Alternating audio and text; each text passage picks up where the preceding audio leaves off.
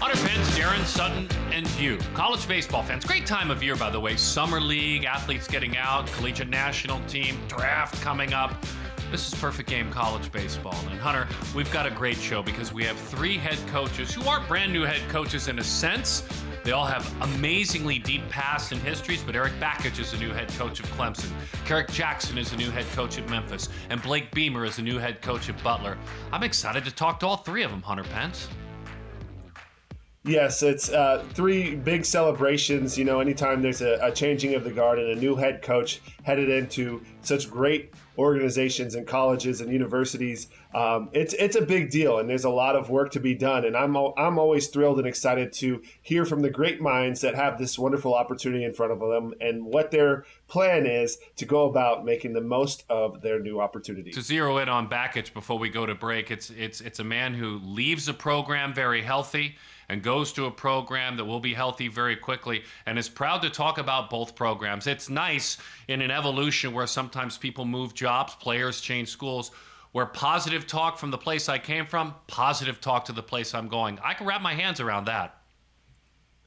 Yeah, and it makes a lot of sense because, you know, he brings the positive energy flow, and he's just done such amazing things in the field of body movement. He's done such an incredible job as far as getting the most out of his players, and I'm very excited to learn from him and the tree with which he has fallen under of a great baseball minds, and you know, the Jake Leggett tree with Tim Corbin and all the likes. It's just a wonderful mind and a beautiful baseball soul. So Erik Bakich will join us, and then, of course, Carrick Jackson and Blake Beemer. This is a great edition, a brand new edition of Perfect Game College Baseball. Glad you're with us.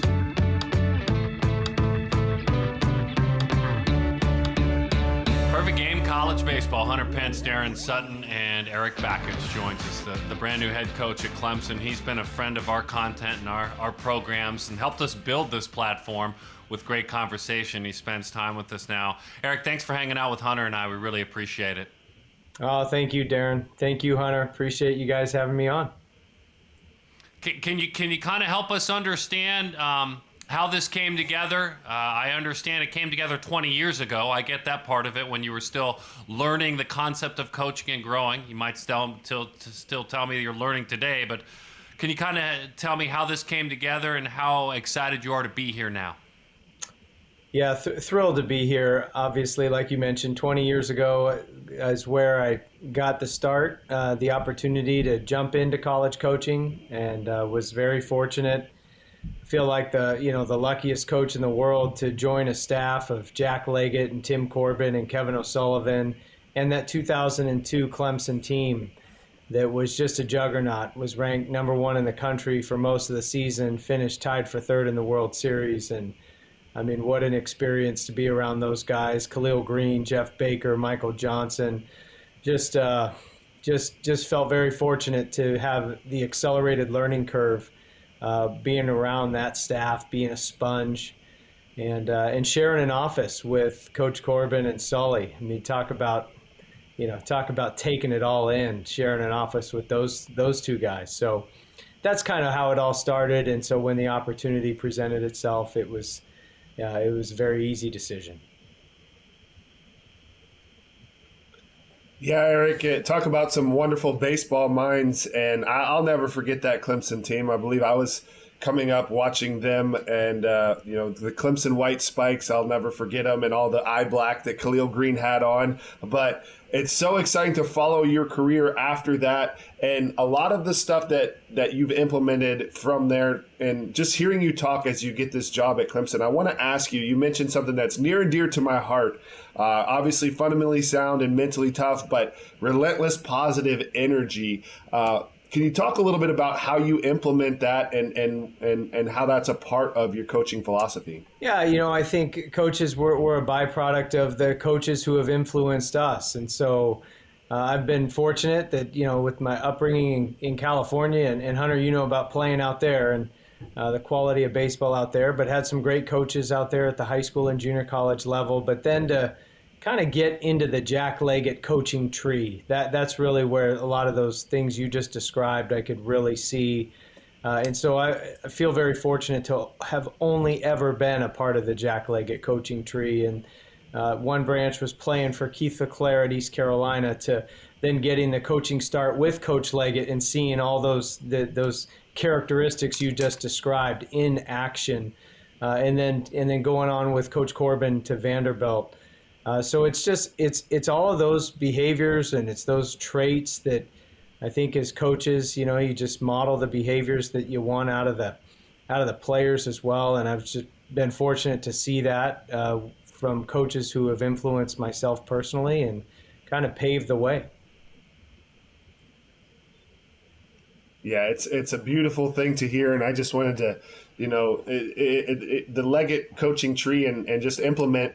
Y'all have all had success, and you feel that positive, relentless positive energy and that mental toughness and discipline. And I know that it impacts all of the players that do have success, but off the field as well, just as you said. So obviously love that aspect of what you all are putting into these kids.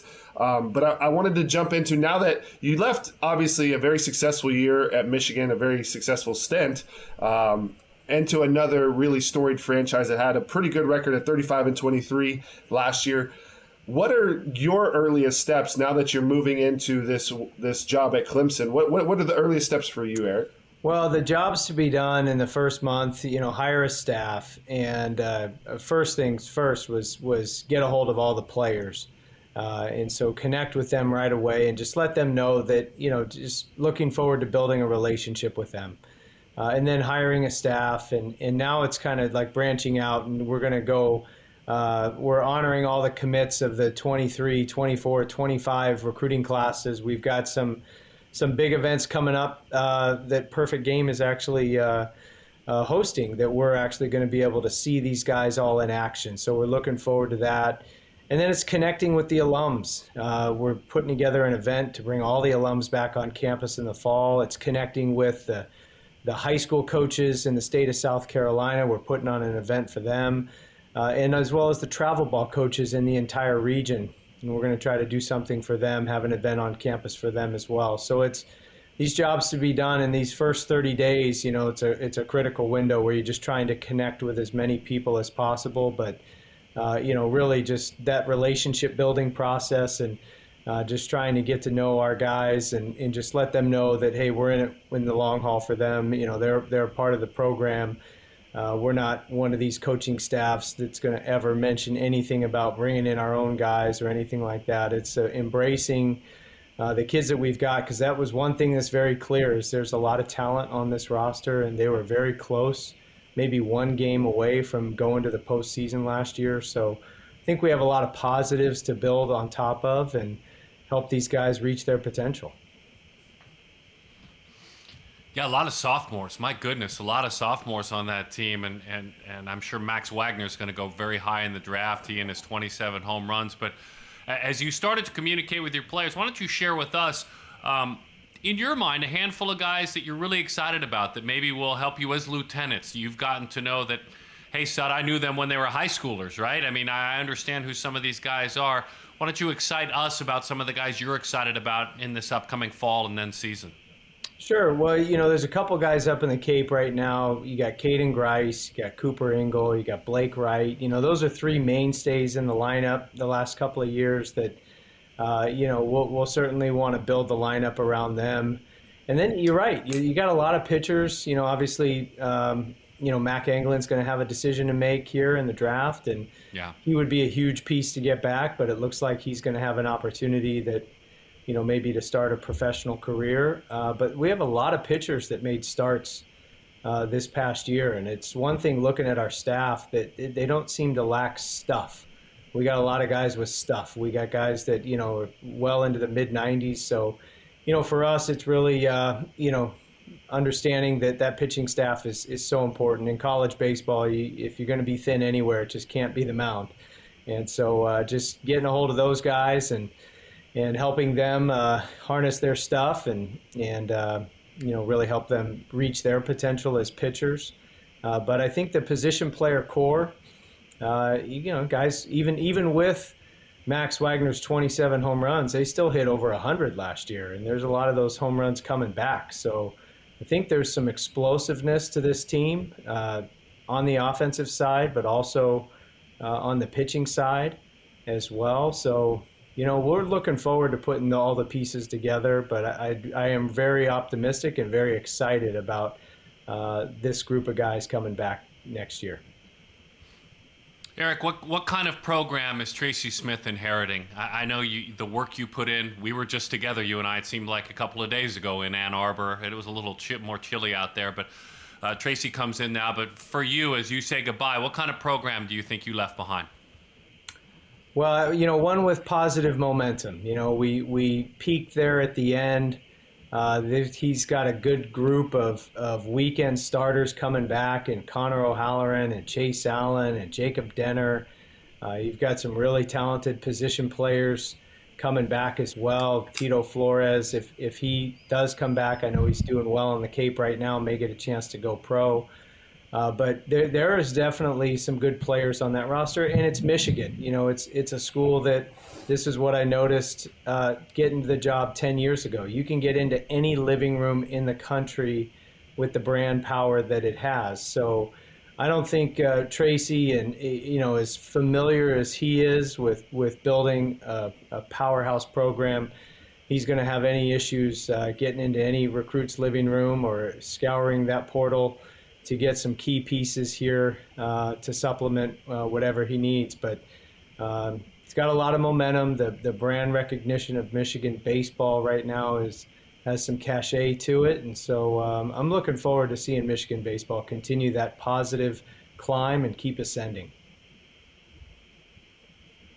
Yes, it was definitely exciting, the end of Michigan season, and y'all got hot there late, the way you want to be. Erik, I want to kind of bounce off of what you just talked about with, you have a lot of talented arms. And for me, like, development and getting better as an athlete, as a player, is one of my favorite parts in the game, is mastering yourself and mastering the craft. So for you, developing talented arms, and what does that look like for you, and how do you go about getting the most out of your pitching staff? Sure. Well, Hunter, I think this goes for pitching and hitting. It's taking the complexity of this game right now and putting the simplicity back into it. Everybody wants to talk about the ball and what the ball metrics are. And a lot of kids, it's just too much technical talk. It's too many 4-syllable words. It's too many biomechanists and data scientists, and I think the thing we can do as coaches is understand that so well, get to know, have that information so ingrained in our heads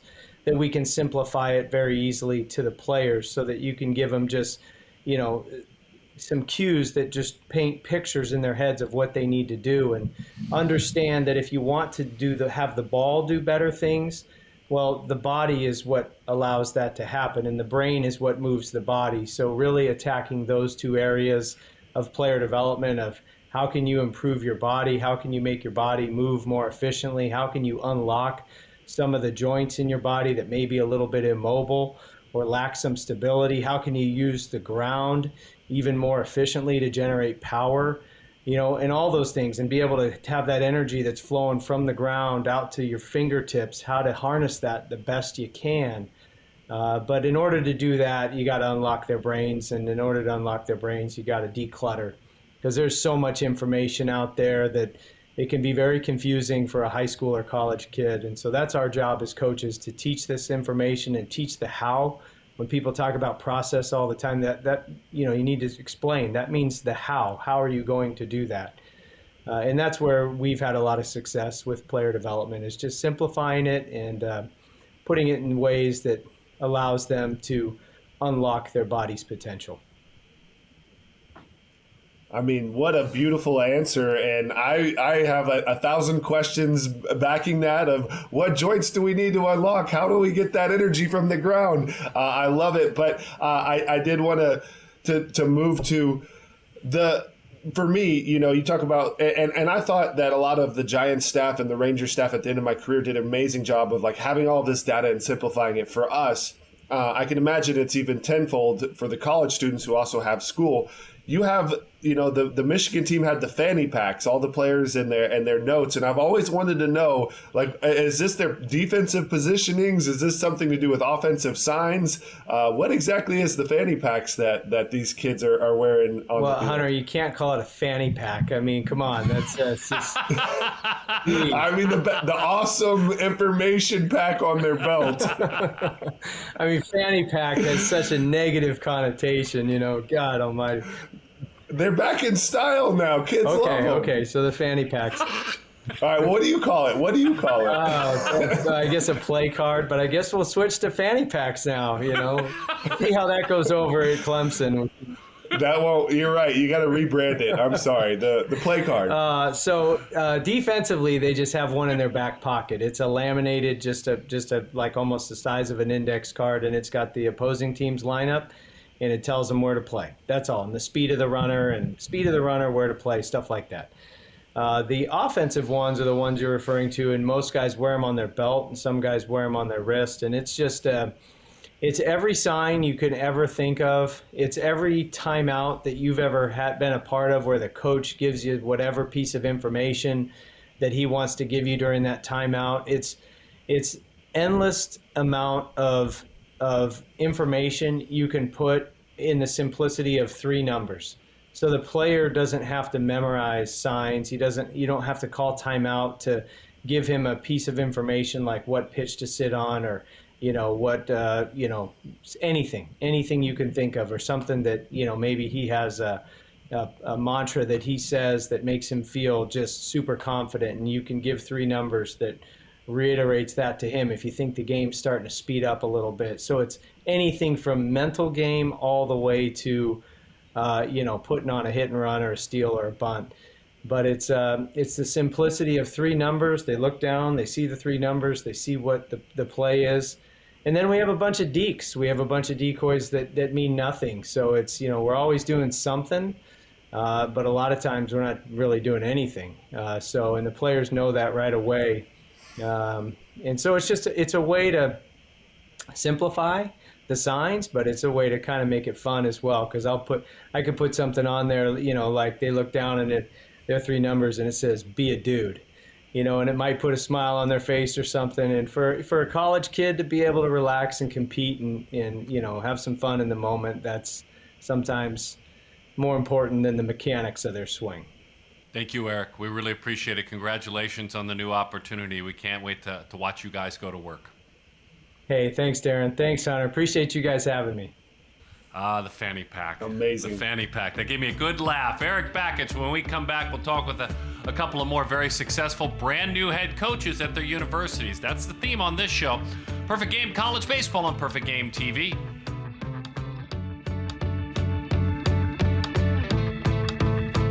Kerrick Jackson is the brand new head coach at Memphis, and we're excited to get to know his journey. We've all known the things he's accomplished over the last decade plus, but now he's at Memphis and trying to take that program to the next level. Really excited to have a conversation with him. Out of the American, a unique baseball conference for sure.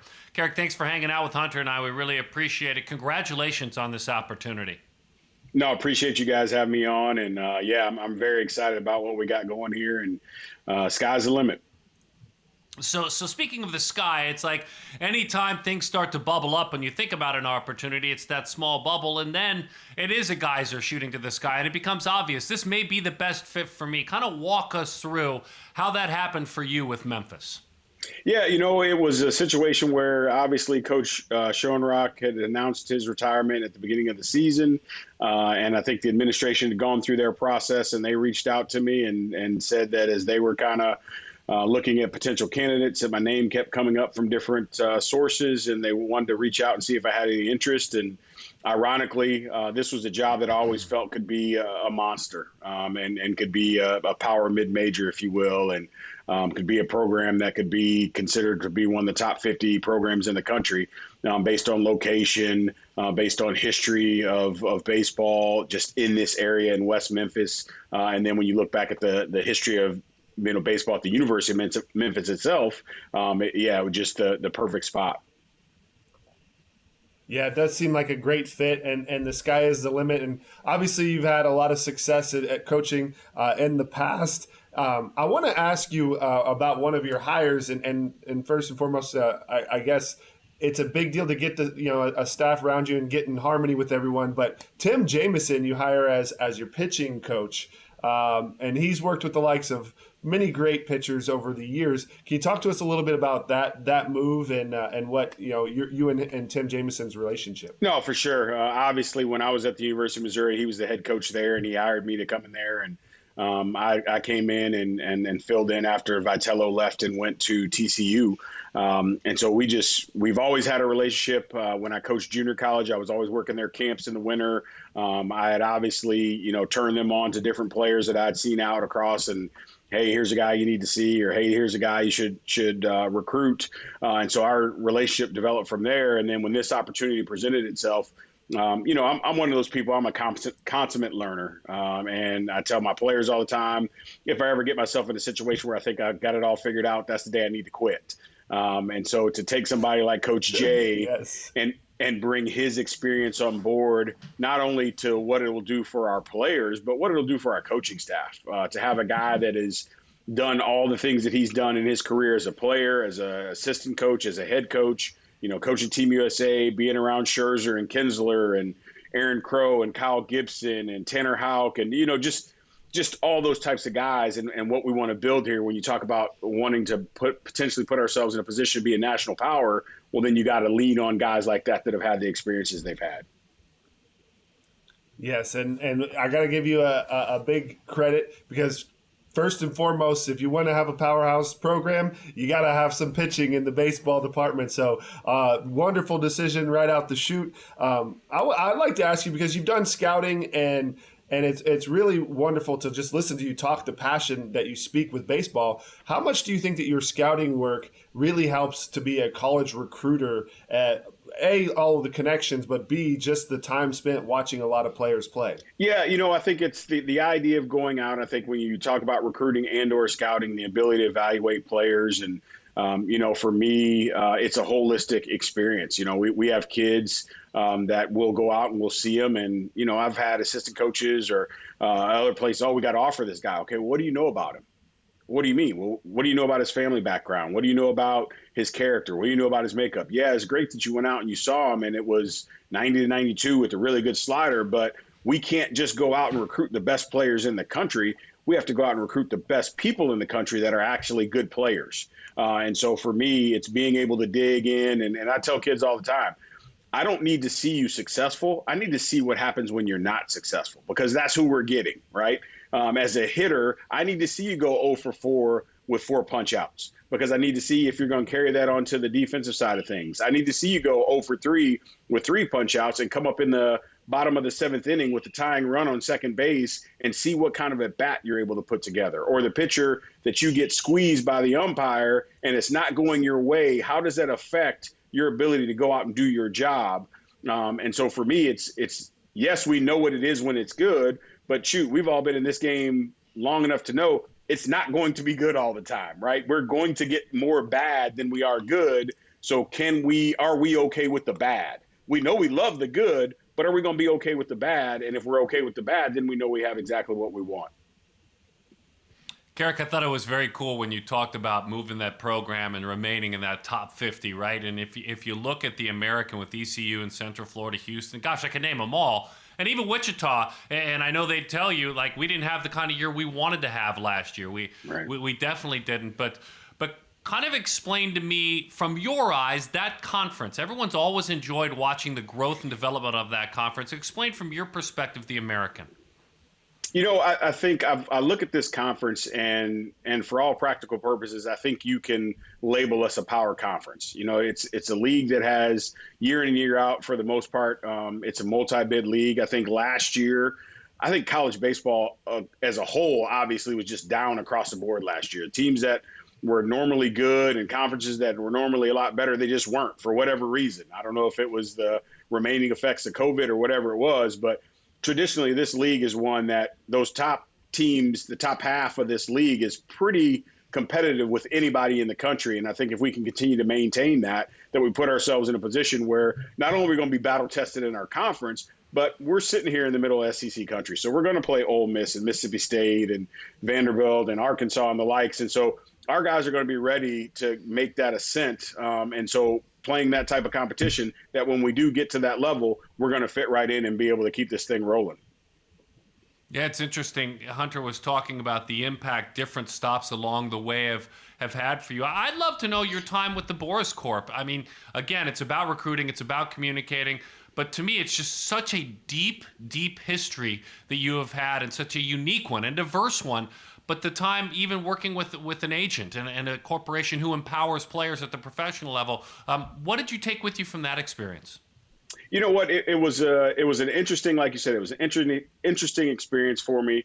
I've always considered myself to be a player advocate. So the idea of being able to transition into being an agent, although I never thought about being an agent, and what happened was when I left Missouri, those guys approached me and said, "Hey, man, we've watched you for a lot of years, and we like what you do and how you go about your business. And whenever you're ready, we got a job for you." And so being able to go there and spend that time with, Scott himself and Champ and all the other guys, and just learning that side of it. What I think it did for me, it gave me, again, just some more depth from the understanding of how to deal with players. Because now when we have players that come in our program, I can tell them, hey, I scouted, I've been an agent, I was fortunate enough to run a league.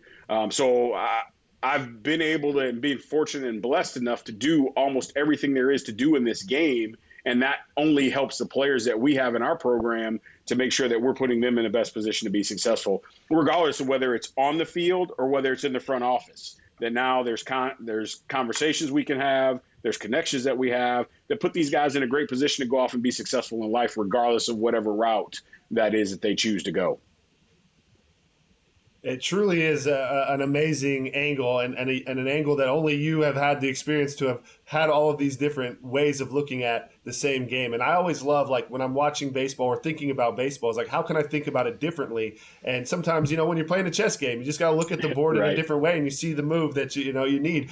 But I wanted to jump into development as well, because obviously you've hit on like an amazing scouting and recruiting. Like, I think it's spot on, because in life we're going to deal with failure, but how do we respond?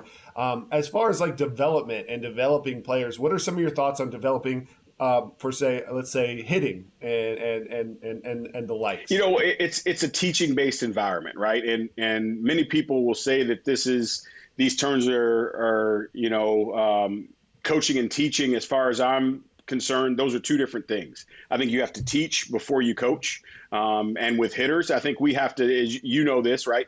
We have to teach you how to be your own hitting coach. We have to teach you that you can't always look for somebody else, because when you start looking for other people to tell you how to go about doing things, you're going to get 5 different answers, right? There's going to be, hey, do this and make sure you do this. And whoa. You need to understand the basics and the fundamental aspects of what it is from a hitting perspective. And then now what fits you. And so we're doing things here, like we're going to have our guys tested on their mobility and find out what their deficiencies are. Are there core issues? Are there hip issues? Whatever the case may be, because I think many times as coaches where we make mistakes is we start to immediately jump into skill development without understanding body composition and body awareness and body movements, that many times that can be hindering these guys' ability to do some of the things that we're asking them to do from a skill development standpoint.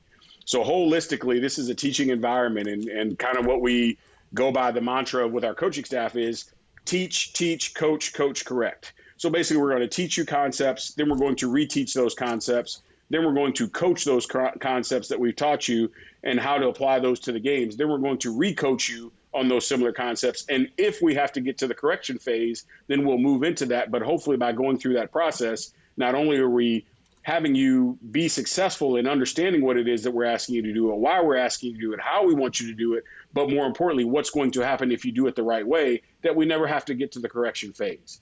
And then when you look at it from that standpoint, we're teaching them to be self-sufficient. And in this era of constant external approval, Twitter ratings, all these other things, we need you guys to be self-sufficient and understanding how you need to go about your business and using yourself as that barometer. Kerrick, my good buddy Clinton Yates just wrote a great piece on African-American coaches at the Division I level. I'm sure you read it. 42 total coaches, and those numbers certainly too low, but maybe there's some momentum that you see. I'd love to kind of know your thoughts and the evolution of diversity in college baseball as it pertains to coaching, and how, as it evolves, as we all hope it does, it can affect diversity in the dugouts amongst the players as well. No question. And I think it's one of those chicken or the egg things, right? It's do we need more players to get more coaches, or do you need more coaches to get more players? And so I think that when you look at, I think people talk about it from a bunch of different perspectives. I think we have to look at it from the top down as well from the bottom up. I think when you talk about the top down, and I say this with all due respect, and I had conversations with farm directors, I think the lack of black players in professional baseball has as much to do with the idea that holistically, professional baseball isn't necessarily in the business of developing players. They're in the business of developing premium players, but we've gotten away from the idea of just developing players. When you look back in the late 70s and early 80s and all the teams that were out there and the amount of black players that were playing at that time, I grew up a Cardinals fan. There was one time with the St. Louis Cardinals that the only two non-black players on the field were Tommy Herr and Darryl Porter. That was it. Everybody else on the field was black. And I ask people all the time, does Vince Coleman play in today's MLB? Most people answered honestly, probably not. You're talking about a dude that stole 100 bases multiple seasons in a row, and we're saying that he wouldn't play today. And the reason why is now we need to capitalize off your prime years, 21 to 25. We need to get you to the big leagues as fast as we can, as opposed to, my belief is, a big leaguer is a big leaguer. Regardless of when you get there, if you get there, you're a big leaguer. So if you don't get there till 26 and you give us 26 to 30 of premium years, well, guess what? There's not that many guys out there that were big leaguers that are able to do that. But this fact that we need these kids to get there faster, that's part of the problem. You hear this all the time. If you're a 2-year rookie ball guy, that's the kiss of death. Why? How is that the kiss of death in the area of development? And so then when you go back and you look at your youth players, what I think is happening with unfortunately with a lot of black kids is they're not receiving the proper coaching and instruction in that 6 to 10 range that allows them to stay in the game. So we have to be able to fix that to put them in a position where we're creating a better fundamental base.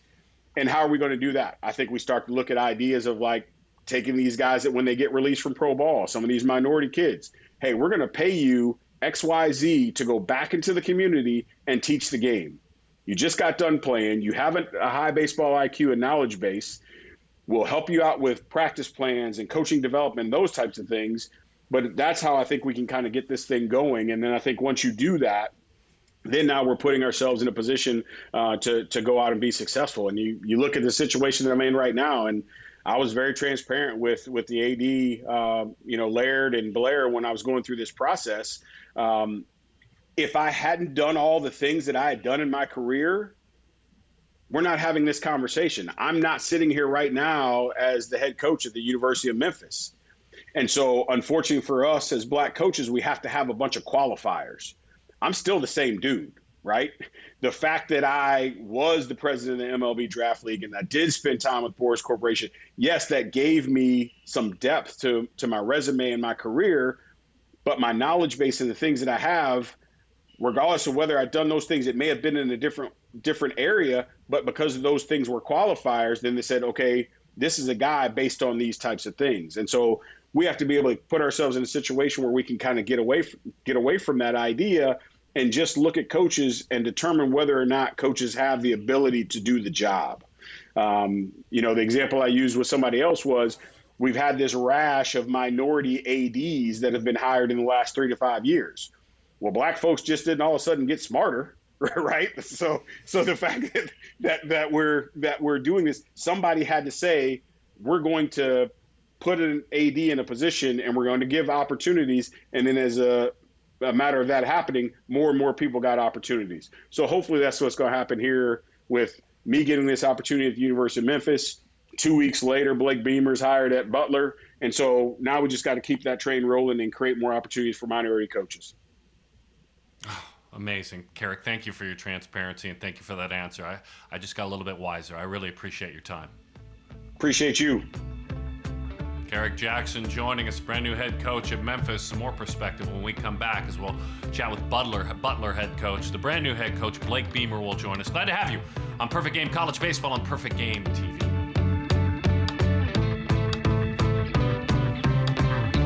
So it's interesting the things that happen, and welcome back, by the way, to Perfect Game College Baseball. It's interesting the things that happen when you stop recording on an interview. Kerrick Jackson was great, wasn't he, folks? But what happened was when we said goodbye to Kerrick, we said, hey, by the way, we're going to have Blake Beemer on next, the brand new head coach of Butler. He said, it's interesting. You can mention this or you can not. Well, I'm going to. He made the point that I actually reached out, talked to Blake about a job. Then I found out, wait, he was going the same route as me. He was going to be a head coach. Blake, thanks for hanging out with us. Brand new head coach of Butler, Big East. Congratulations. But more than anything, thanks for enlightening Hunter and I. We really appreciate it. No, thank you for having me. And, yeah, Coach Jackson, he had reached out kind of the same time I was knowing that this might be an opportunity, and unfortunate it worked out this way, but being under him would have been pretty good too. Peel back that curtain if you don't mind and tell us how this thing came together. Yeah, so Coach Schrag's done a great job here. He obviously had a great career as a head coach in Notre Dame, Evansville, and Butler. And then when he announced his retirement, it's an hour away from Ball State where I was. And I think so anytime a regional opportunity opens up, it's intriguing. And we've been having a pretty good season in Muncie at the time. And I just knew that eventually I wanted to be a head coach. And I was fortunate there was enough ties in our athletic department.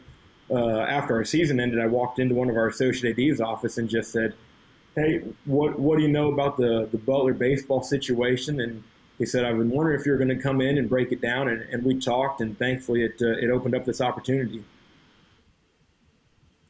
Well, congratulations, Blake. It's very exciting. And as a hitting enthusiast, I know you've been a part of doing a lot of hitting coaching and a lot of homers that I've seen. And my first question to you has to be, tell us a little bit about your thoughts on hitting, developing hitting. I know there's a lot more to just becoming the head coach at Butler, but I have to jump in with hearing your thoughts on hitting as a whole. Yeah, I think offense is it's my favorite part of the game. To me, it's the best thing in all of sports is trying to hit a baseball. From a philosophy standpoint, we try to keep it simple.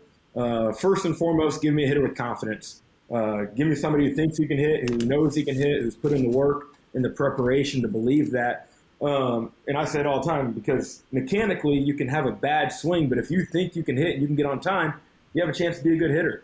And so I think first and foremost, you have to believe that. I think that's the biggest part of it. Second, we got to hunt elevation. We got to swing at pitches that we can hit. If you give me a guy that thinks he can hit and he swings at good pitches, we got a chance to be successful. And then I tell our guys all the time, swing with bad intentions. We are trying to hit the ball through the wall as many times as possible. We're looking to do damage. Again, we can get mechanical, but I think it all the time, man. You see guys with really bad swings who can hit. You see guys who are fooled who can hit. You put in the preparation and the work to build confidence. You swing at good pitches, and then you swing with intent, and good things start to happen. So we try to keep it as simple as that as far as what our philosophy, our approach will be. Oh man, that is beautiful stuff right out of the gates. Blake, I have to also jump into, you get the head coaching job, and the staff is kind of like a big part, like working together, getting all the staff around you. Can you introduce us to your staff, and is it all together for what's going to be for 2023? Not yet, unfortunately. So I had to clear that with our associate. We're still going through the process, trying to make sure background checks clear and everything. Hoping today it's released, but until that, I can't really say it.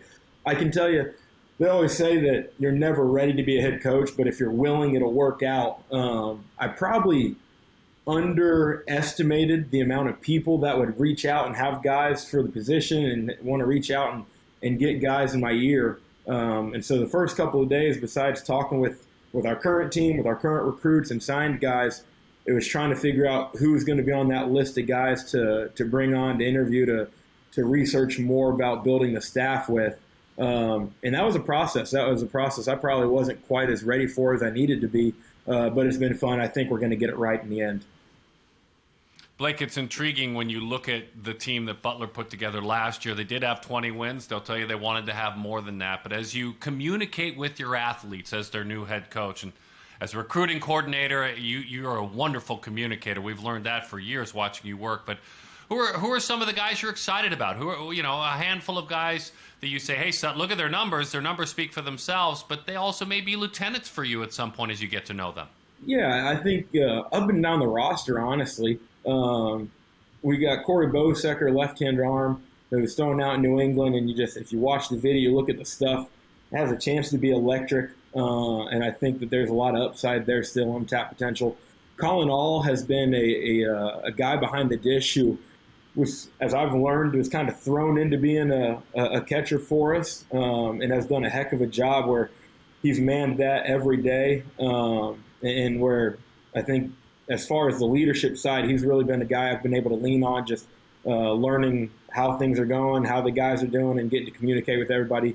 Garrett Gray is another guy like that who has some time behind the dish, some time at first base.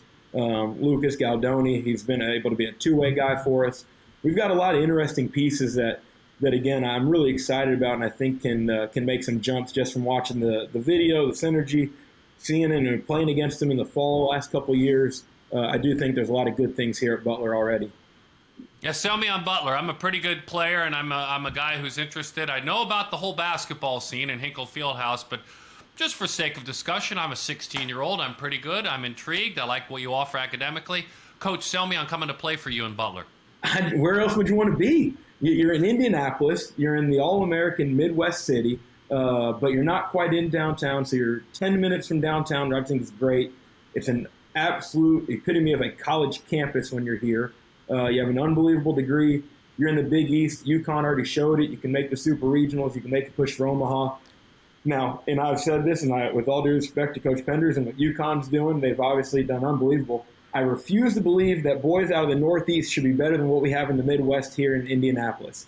And they've done an unbelievable job building that, but I just think we can build something just like that here in Indy. And I think the education, the Big East, the emphasis on the athletic program. I mean, you look at the support, you look at the alumni database. It can be a really special place, and I'm excited to get it going. And would love to have you. Come on and join. Yes. All right. That's beautiful, Blake. And speaking of, you obviously already have a great pitch, but 4 years as the assistant coach and recruiting coordinator for Ball State. What did you kind of learn? Because to me, one of the biggest parts and one of the most fascinating parts of college baseball in general is the recruiting process, and it's really wild. I have a baseball academy in Houston where we have a lot of talent, and they're making all of these decisions with tons of coaches talking to them. What for you have you learned in those 4 states, like being the recruiting coordinator at Ball State? I think first and foremost, just you got to be myself and be genuine. And I tell guys all the time, you're never going to know if that's real unless you're here. But hopefully that kids will do their research. They're going to get a feel. Kids are smart. Kids are smarter than we ever give them credit for. Like they know what guys are selling them a line and what guys mean it.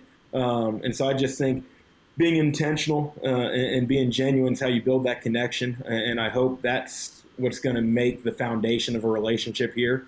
And I think as far as the evaluating talent, I think being out, seeing games, seeing kids, the more kids you see, the better database you'll have to pull from. And so I think all that plays into it.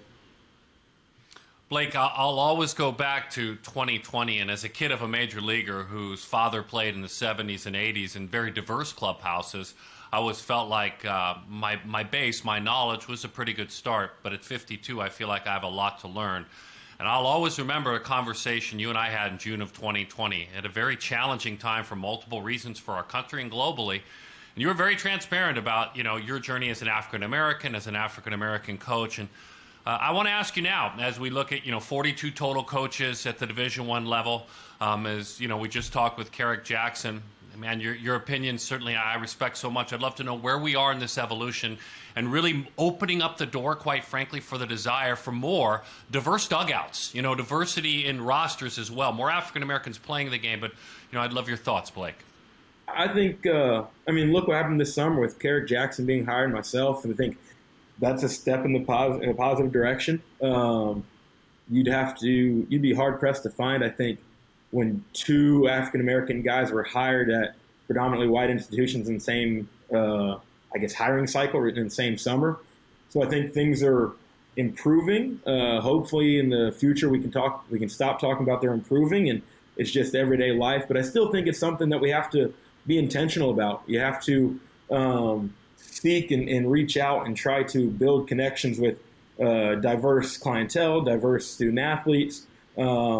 Case in point, I was asking our admissions today. We have a minority scholarship, Morton Finney Scholarship here, and I didn't know anything about it when I was going through the hiring process, but I'm just doing research. I think that's what it's going to take coaches at all institutions to figure out if there's different ways to help out minority students to get in the dugout, to be playing, and the more as you see playing at the college level, the more you'll see coaching.